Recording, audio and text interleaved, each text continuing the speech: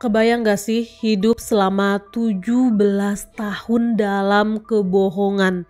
Orang ini beneran ngebohongin semua anggota keluarganya. Setiap pagi dia berangkat kerja, padahal dia gak pernah ke kantor. Cuma luntang-lantung aja. Inilah yang dialami oleh keluarga Thomas.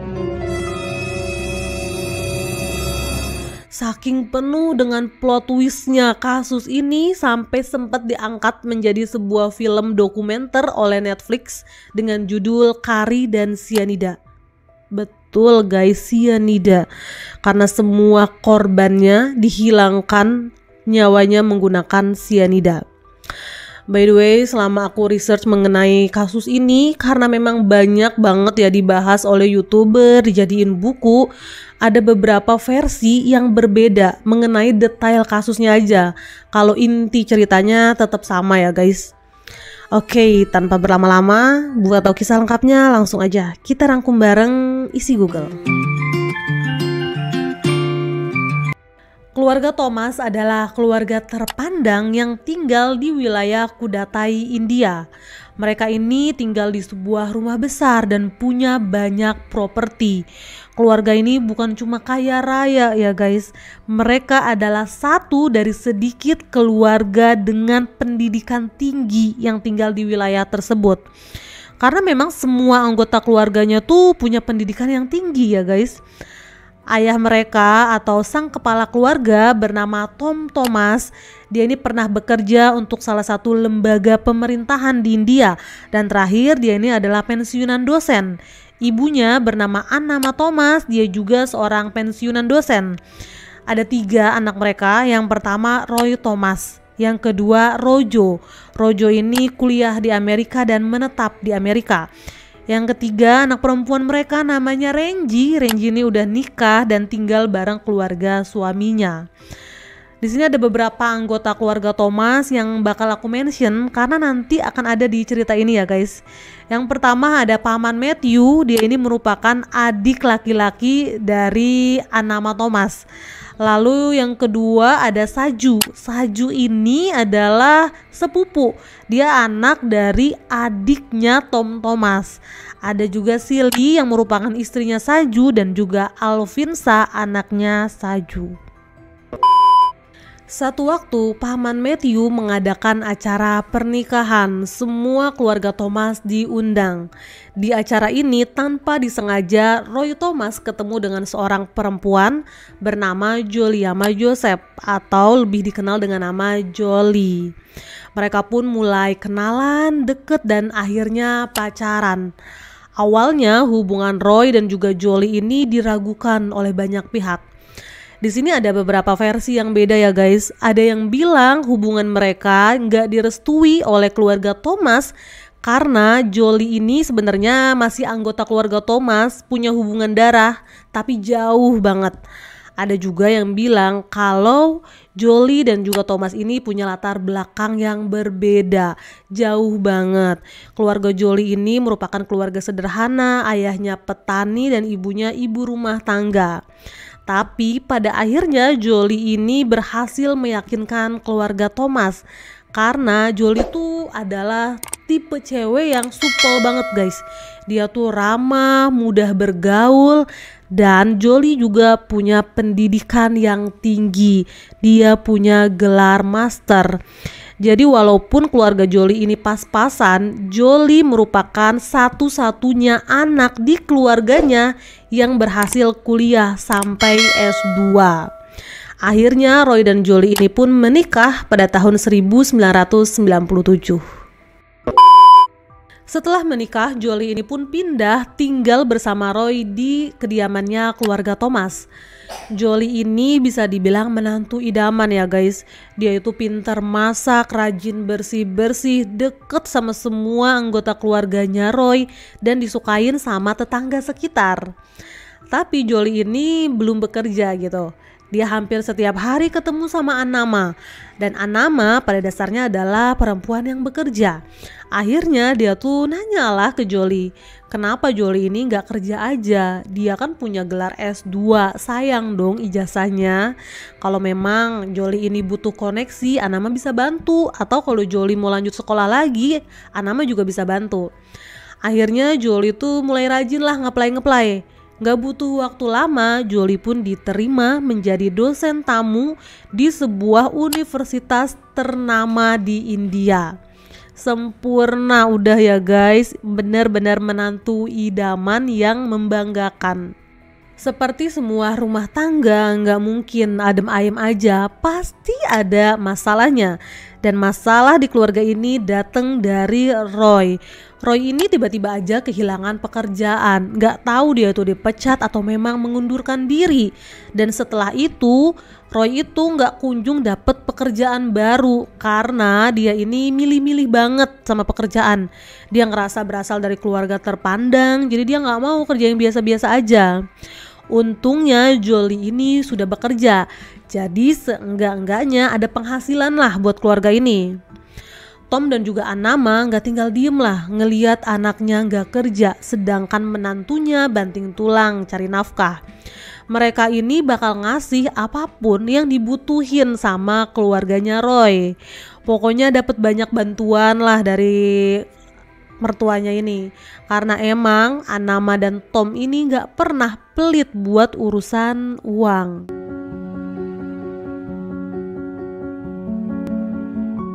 Pada tahun 2002, keluarga Thomas ini mengalami kehilangan yang pertama. Siang itu semua anggota keluarga lagi ngumpul, mereka mau makan siang bareng. Ada Renji juga yang memang lagi dateng lah ya. Nah tiba-tiba aja Anama tuh bilang dia lagi capek banget, dia mau makan siang di kamar aja. Dia bawalah tuh makanannya dan juga minumannya ke kamar. Ditungguin lama, Anama tuh gak keluar-keluar. Renji akhirnya panik lah ya, dia mulai khawatir. Jarang-jarang loh ibunya kayak gini, terus kok lama banget gak keluar-keluar. Disamperin ke kamar, Renji langsung teriak histeris ya guys. Dia nemuin ibunya kondisinya udah lemes tergeletak di lantai. Anama pun langsung dilarikan ke rumah sakit. Tapi sayangnya nyawa Anama ini gak terselamatkan ya guys. Hari itu Anama meninggal dunia. Dokter menyatakan Anama ini meninggal secara alami karena faktor usia dan memang udah punya banyak komplikasi penyakit. Kepergian Anama ini jelas jadi pukulan yang sangat besar buat keluarga Thomas. Secara Anama ini adalah orang yang memang kayak kuncinya lah di keluarga ini. Dia yang ngurus semua kebutuhan di keluarga. Dan orang yang paling kehilangan adalah Tom, sang suami. Setelah kepergian Anama, Tom ini jadi sedih, kayak hari-harinya tuh gak berwarna lagi.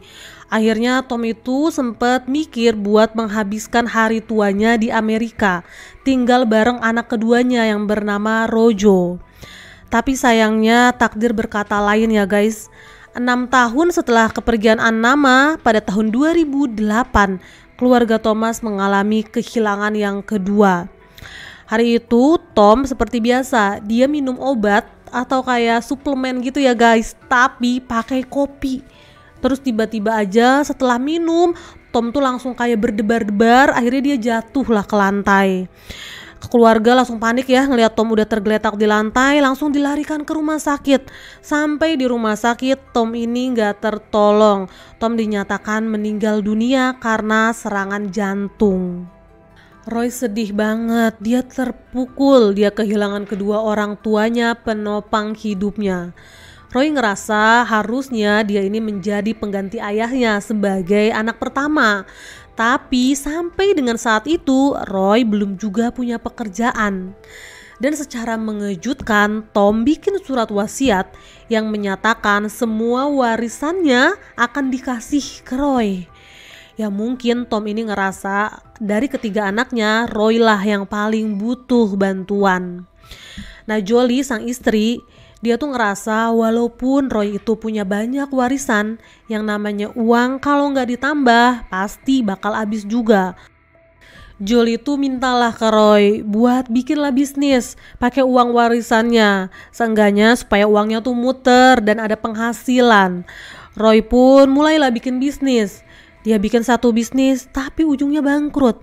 Dia bikin bisnis baru lagi, bangkrut lagi. Kayak semua usaha yang dibikin sama Roy ujung-ujungnya tuh bakal bangkrut. Di sini Roy pun mulai ngerasa depresi, dia stres, dia tertekan, dia ngerasa nggak berguna dan nggak bisa apa-apa. Dan pada tahun 2011 keluarga Thomas mengalami kehilangannya yang ketiga. Malam itu Jolie terbangun, dia ngelihat Roy nggak ada di kamarnya. Jolie pun turun ke bawah, dia ngelihat di meja makan, makanan yang dia siapin buat Roy belum dimakan sama sekali. Jolie mulai cari-cari Roy tapi nggak ada. Jolie mulai panik dan dia ngelihat kamar mandinya terkunci. Langsunglah didobrak, dia minta tolong ya sama anggota keluarga lain. Dan Roy ditemukan di dalam kamar mandi tersebut. Dia udah tergeletak di lantai, mulutnya tuh udah kayak berbusa gitu guys. Roy langsung dilarikan ke rumah sakit. Tapi sayangnya nyawa Roy ini nggak selamat. Rojo dan juga Renji, adiknya Roy, kaget banget lah dapet kabar kakaknya ini meninggal dunia. Padahal Roy itu nggak punya penyakit apa-apa dan beberapa hari lalu mereka tuh masih teleponan. Kondisinya Roy masih sehat, masih seger bugar. Akhirnya Rojo dan juga Renji mintalah supaya jasad kakaknya ini diotopsi. Mereka mau tahu apa yang terjadi sama kakaknya. Hasil otopsi pun menunjukkan sesuatu yang sangat mengejutkan. Karena di dalam tubuhnya Roy terdeteksi ada zat berbahaya, yaitu sianida guys. Kurang kaget apa coba semua anggota keluarga. Jolie pun angkat bicara. Dia bilang sebenarnya dia nggak mau ngomongin ini ke pihak keluarga. Tapi kayaknya ini adalah saatnya buat dia ngebuka semuanya. Roy itu kecanduan alkohol dan juga obat-obatan. Rumah tangganya Roy dan Jolie juga dalam kondisi yang gak baik. Jolie sempat mikir buat berpisah. Ketika dengar Jolie ini mau berpisah, Roy pun makin depresi, makin tertekan. Dia sedih banget, dia kehilangan kedua orang tuanya, dia gak punya pekerjaan, semua bisnisnya gagal. Roy ini punya banyak hutang di mana-mana, istrinya juga minta berpisah. Dan sekarang di dalam tubuhnya Roy terdeteksi ada zat berbahaya.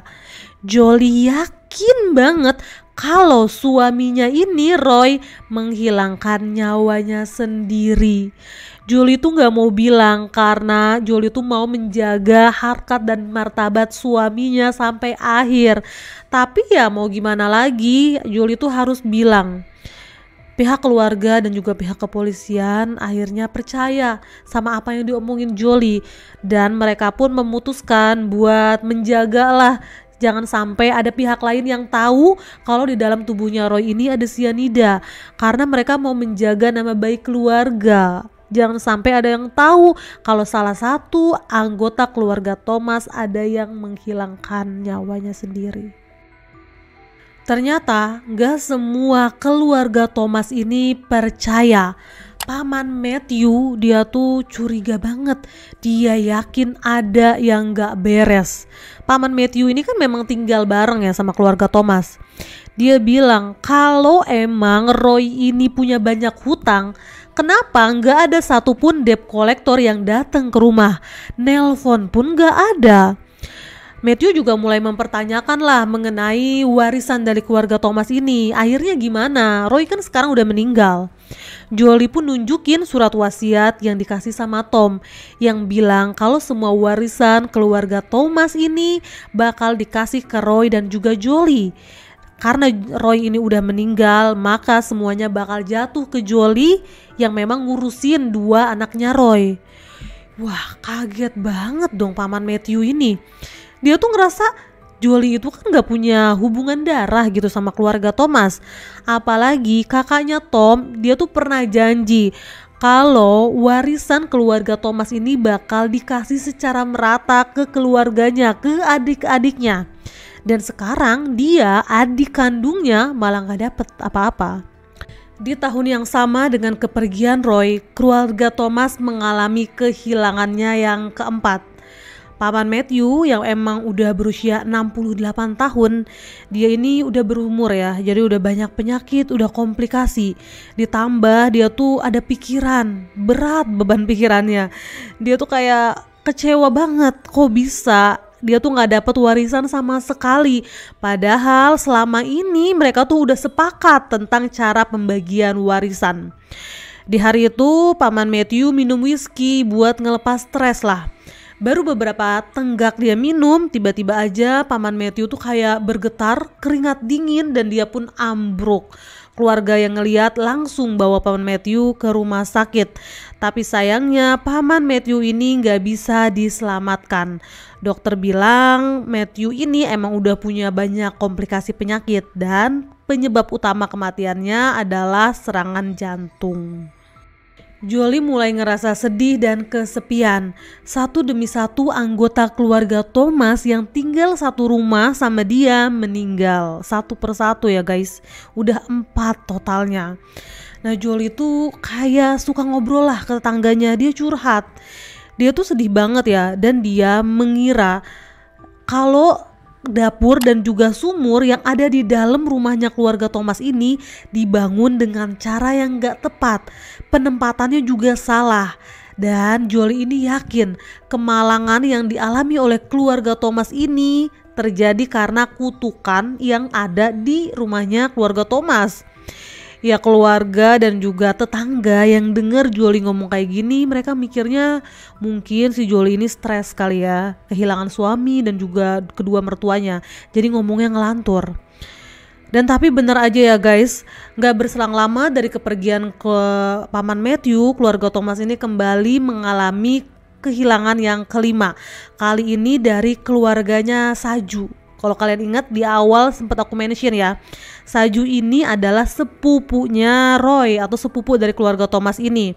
Anak terakhirnya yang bernama Alvinsa, dia ini lagi makan, disuapin sama ibunya makan ayam. Tiba-tiba aja kesedak, dibawa ke rumah sakit tapi nyawanya nggak tertolong guys. Alvinsa ini meninggal dunia diduga karena tersedak ayam.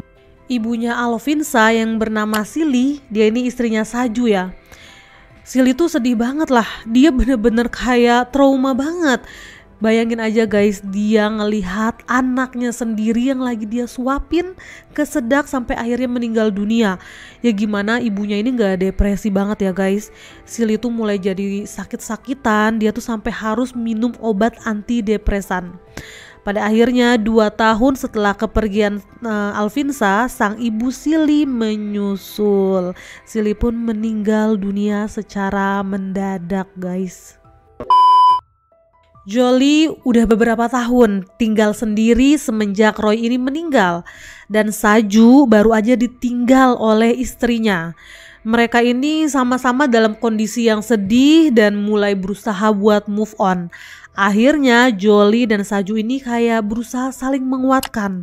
Lama-lama mereka jadi deket dan gak tahu di mana mulainya ya guys. Jolie dan juga Saju ini mulai menjalin hubungan. Puncaknya di tahun 2017 Jolie dan juga Saju menikah guys. Mereka bilang mereka mau move on, mau melanjutkan hidup yang lebih baik. Iya jelas aja adik-adiknya Roy ini ngerasa, wah kayaknya ini ada yang gak beres deh.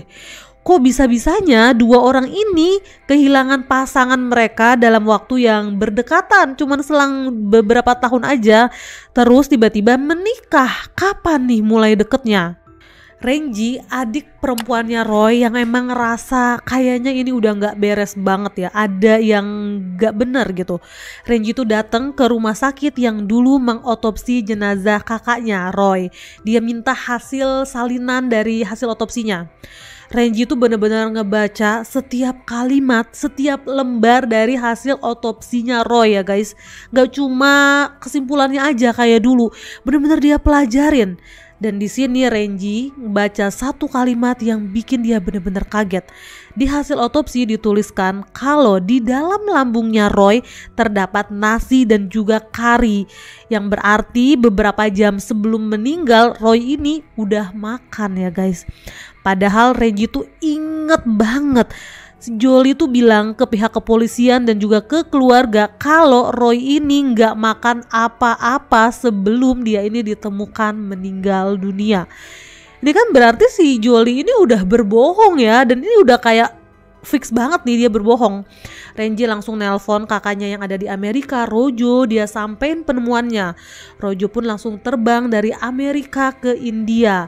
Dia mau menyelidiki sendiri apa yang sebenarnya terjadi di dalam keluarganya. Rojo pun menyewa seorang detektif swasta buat nyelidikin siapa sebenarnya Jolie ini. Hasil dari penyelidikan si detektif swasta ini berhasil membongkar semua kebohongan Jolie selama 17 tahun ya guys. Ternyata Jolie ini gak pernah namanya ada di daftar dosen yang mengajar di NITC, yang sebelumnya dia klaim dia kerja di situ. Bahkan Jolie ini gak pernah kuliah guys. Dia tuh gak punya gelar S2, S1 aja gak ada. Dan surat wasiat yang dikasihin Tom yang menyatakan kalau semua warisannya itu diberikan ke Roy dan juga Jolie itu palsu guys. Itu baru dibuat 3 bulan sebelum Tom ini meninggal dunia. Dari hasil penemuan itu Rojo langsung lapor ke polisi. Jolie langsung diamankan karena dia udah positif melakukan penipuan. Pihak keluarga juga minta semua kematian anggota keluarganya diselidiki ulang, diotopsi ulang, karena mereka tuh udah curiga banget kayaknya ini semua adalah ulahnya Jolie. Dan selama dilakukan proses interogasi, setiap hari kan ditanya-tanyain tuh si Jolie ya berjam-jam. Dia tuh selalu mengarang dengan indah ya guys. Tapi besoknya jawabannya beda lagi. Terus-terusan kayak gitu. Kayaknya Jolie tuh udah gak bisa mengingat apa nih kebohongan yang dia omongin kemarin. Ujungnya Jolie pun mengakui semua kejahatan yang dia lakukan. Dari awal ternyata Jolie ini udah bohong. Dia bohong bilang punya gelar S2 supaya bisa nikah sama Roy.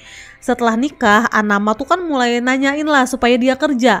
Karena dia takut kebohongannya ketahuan, dia bilang lah kalau dia ini udah kerja, diterima sebagai dosen. Padahal bohong juga ya guys, dia tuh gak pernah kerja. Bayangin ya guys, selama 17 tahun setiap pagi dia keluar dari rumah bilangnya berangkat ke kantor. Padahal dia gak kemana-mana guys, dia cuma luntang-lantung aja, main ke rumah temennya yang satu dan ke temennya yang lain. Dan ternyata Jolie ini punya selingkuhan, namanya MS Matthew. Bukan paman Matthew guys, MS Matthew.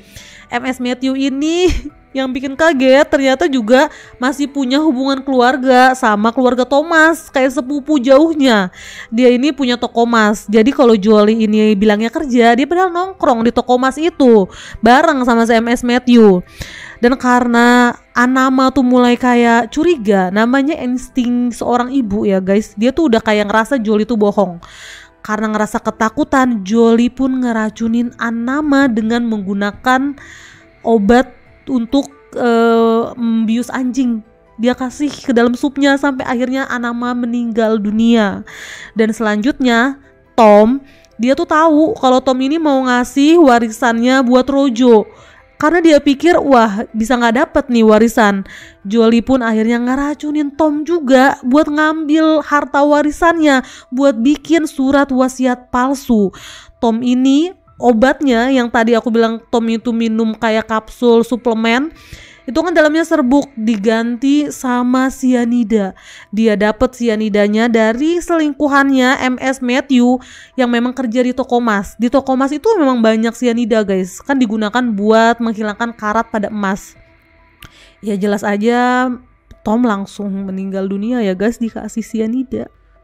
Selanjutnya Roy, dia ngerasa Roy ini udah gak berguna, cuman ngabisin harta warisan aja. Ditambah Jolie ternyata udah suka sama cowok lain. Akhirnya Roy ini dikasih kari yang di dalamnya tuh udah dicampurin sama cyanida. Ya jelas lewat juga lah Roy ini. Nah setelah itu Jolie itu mulai ngedeketin Saju karena ternyata dia tuh udah ada rasa sama Saju. Dia ngerasa Saju ini lebih keren daripada Roy. Saju ini punya pekerjaan tetap, punya penghasilan tetap, beda sama Roy. Tapi kan Saju ini udah punya istri dan anak. Disinilah Jolie kembali bertindak gila ya guys. Dia itu masukin cyanida ke ayam yang dimakan sama Alvinsa, anak berusia 2 tahun yang akhirnya meninggal dunia. Dan setelah itu giliran ibunya Silly, dia dikasih air putih yang dalamnya udah dicampurin cyanida juga guys. Ya Allah, astagfirullahaladzim. Jadi ke-6 orang yang meninggal dalam keluarga Thomas, semuanya dalangnya adalah sang menantu idaman Jolie. Sampai dengan saat ini kasus ini tuh masih dalam proses persidangan ya guys, karena banyak banget korbannya, bukti-buktinya, dan terjadinya tuh selama 17 tahun, lama banget ya guys.